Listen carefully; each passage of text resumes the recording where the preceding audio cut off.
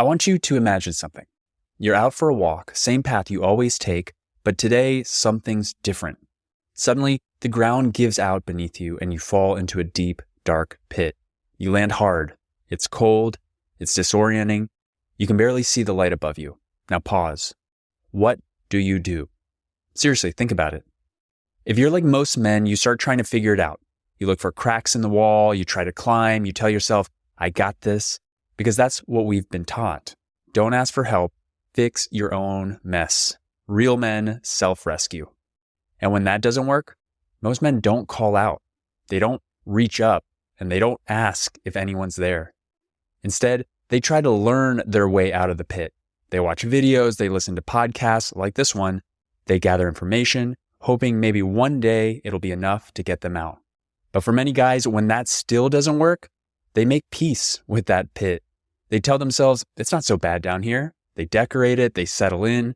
Because for a lot of us, it feels safer to stay stuck than it does to admit we need help. That's what I see over and over again in the men I work with. Good men, smart men, husbands who care, but they wait until the last possible moment to reach out for support. When the marriage is on the line, when the damage has already taken its toll. And maybe that's you. Maybe you're listening to this because you know something isn't working. You've tried what you know. You've read the books. You've watched the videos. And right now, you're still trying to figure it out on your own. But here's what I've learned. In my own marriage and in the lives of hundreds of men I've worked with, change starts when you finally stop trying to climb out alone. Support isn't weakness. It's what makes breakthrough possible. And that's what we're talking about today. Why so many men hesitate to ask for help, why waiting costs us more than we think, and how support, real relational support, can help you become a better husband. And I've got a big announcement I've never shared before. Something new is launching next month, and if this episode speaks to you, you're going to want to hear it. Let's get into it.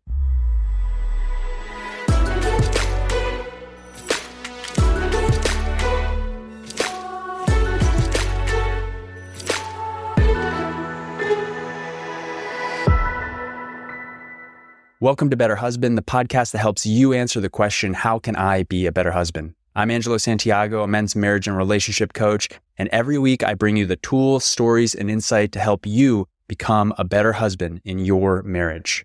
Let me start off a little bit with my story for those that don't know me. My wife and I met in college, and things went well. Little bumps here and there, but we figured things out. After more than a decade together, we got married, and honestly, that's when things got hard. Not right away, but within that first year or two of marriage, we hit some of the toughest seasons we'd ever face. And I didn't know what to do. So I hid. I hid in work. I hid in alcohol. I hid in friendships that didn't support my marriage or who I wanted to be. I hid in a lot of things that I'm not really proud of. And things just got worse. But I married a woman who wasn't going to settle. She loved me, and she also demanded better. She pushed me to get help. And for a long time, I resisted. I told her I could figure it out, that I just needed time, until I realized if I didn't change, this marriage was over. And so I finally said the words that changed everything. I need help. And from that point forward, I opened myself up to every kind of support I could find. Men's retreats, therapists, relationship coaches, mentors, not because I felt broken, but because I wanted to learn. And my marriage, it started healing, slowly and steadily. Today, we're in the best place we've ever been, not because everything's perfect, but because we know how to come back to each other every single day. And none of that would have happened if I hadn't made that first move. This isn't just my story. It's our story as men collectively. We've been raised in a culture that tells us to lead, to figure it out, to never show weakness, to be the solution. That's why asking for help feels so foreign. It goes against everything we've been taught. And research backs this up. Men are significantly less likely than women to seek support.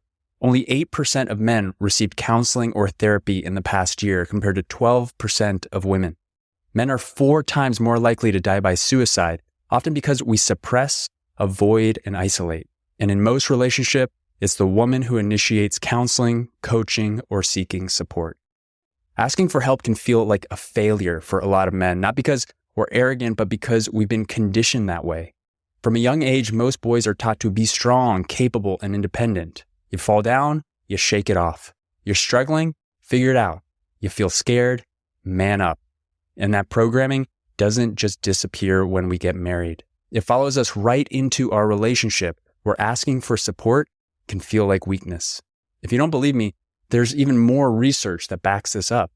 A study from the American Psychological Association found that 63% of men believe society expects them to be emotionally strong and avoid vulnerability. And when it comes to relationship, 70 to 80% of couples counseling is initiated by women. Most men wait until things are breaking down or already broken before they consider reaching for support. Why?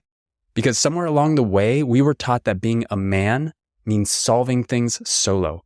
If you can't fix it yourself, something's wrong with you. And so we wait.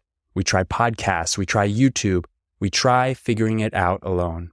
But when that doesn't work, a lot of men don't try something new. They just lower their expectations. They settle. They build a life in the pit they fell into because asking for help feels more threatening than staying stuck. But here's what I want you to hear today. You don't have to live like that. Let's bring this back to your childhood.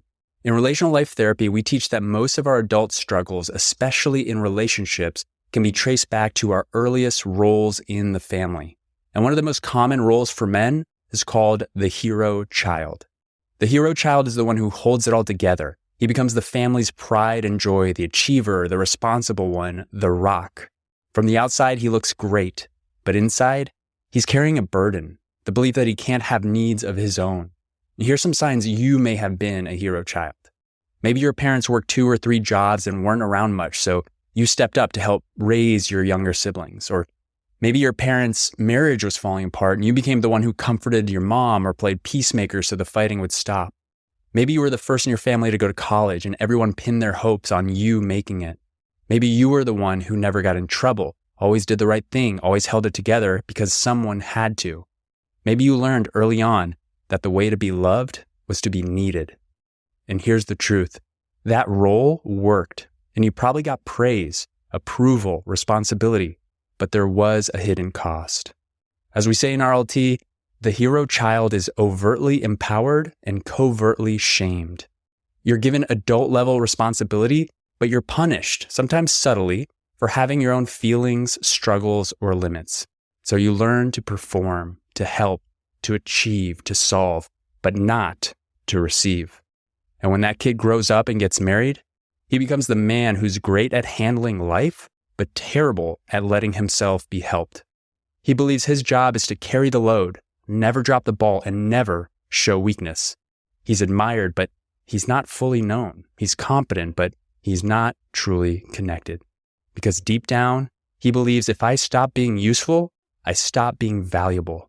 If I admit I'm struggling, it'll all fall apart. And that's the root of so many struggles in marriage. Not just disconnection, but isolation. Because real intimacy requires being seen, not just for what you do, but for who you are. So if you're listening to this and realizing, yeah, that was me, I want you to hear this. You're not broken. You were trained to survive. But now it's time to build something better. Real quick, before we get back to the show, if you're like me and you're a busy husband with a lot on your plate, sometimes you hear something on this podcast, an idea or a specific practice or a suggestion, and you have every intention of doing the thing that you just heard. But life gets busy and sometimes you forget. Well, that's why I created the Better Husband Toolkit. This is a short, concise, downloadable cheat sheet with 3 of the most important relational skills I believe every husband should know and have in their tool belt in order to improve their marriage. If you're asking yourself, how can I be a better husband today? Go to betterhusbandtoolkit.com and download the short document. And if you have any questions, you can email me. I'd be happy to offer you some more support. Again, go to betterhusbandtoolkit.com or click the link in the show notes and get your toolkit today. Now back to the show. Here's what most men don't realize. The moment you accept support, you open the door to new possibilities in your life and in your marriage. But support doesn't always start with your wife. For most men, the first step is learning how to receive support from other men. And that's hard because let's be honest, most guys don't have trusted circles they can go to when their marriage is on the rocks.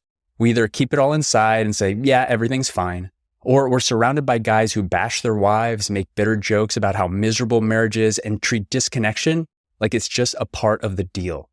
If that's your circle, I'm going to be real with you. You need to change who you're around. You cannot grow into a better husband while surrounding yourself with people who don't believe that's even possible. You need a community that supports you, one that calls you forward. And if you were waiting for the special announcement that I mentioned at the beginning, this is it.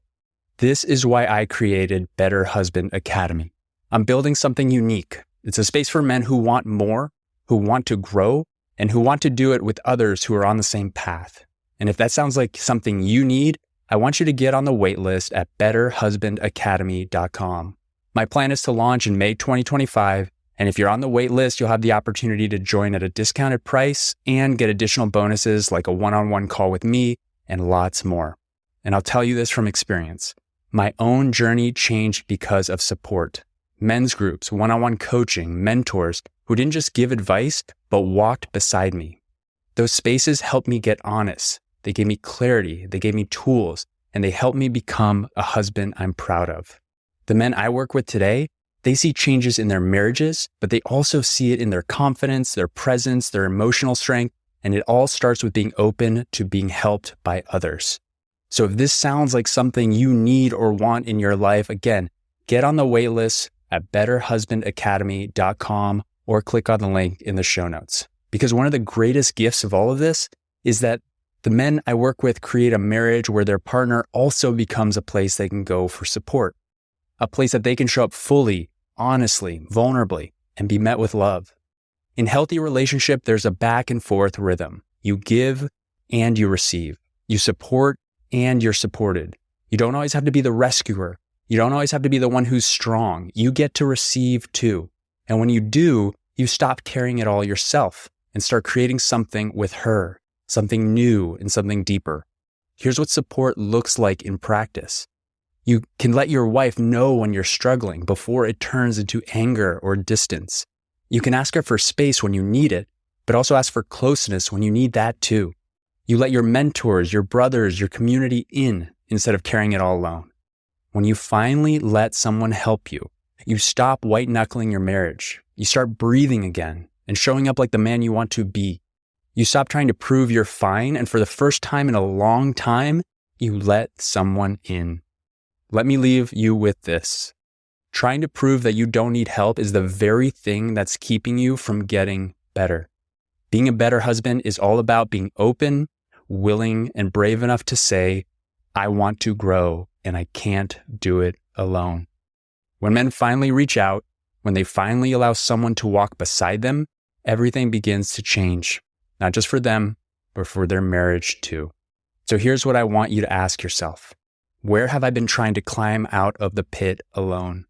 Where have I convinced myself I should be able to figure this out? And what could change if I finally reached out? Maybe it's a conversation with your wife. Maybe it's booking a coaching session. Maybe it's calling that friend you trust. Whatever it is, make the move. Stop decorating the pit. Start building your way out with support. As soon as you finish this episode, head to betterhusbandacademy.com. If it's before May 2025, get on the wait list. If it's after, come join us in the academy. We're ready for you. You can click on the link in the show notes or go directly to betterhusbandacademy.com. So if this episode really resonated with you, please let me know. You can email me at angelo@angelosantiago.com. I'd love to hear your story or answer any questions you have. And if you're ready to go deeper, I open up private coaching spots throughout the year, and this kind of work is exactly what we'll be doing inside Better Husband Academy. Thank you for being here. Thanks for showing up. I'll see you next time. Thank you so much for listening. Before you go, I have a quick request. If you've ever gotten any value from the show and you want the show to continue to grow, to access bigger and more knowledgeable guests, and to keep providing you with more ways that you can be a better husband in your marriage, simply leave a rating and a review if you're listening on Apple or Spotify. It only takes a few seconds, and those reviews go a long way in attracting more experts and bigger guests to the show. So if you're feeling up to it, as a favor to me, I'd love to see a rating and a review from you. Thank you so much for being a listener and all your support.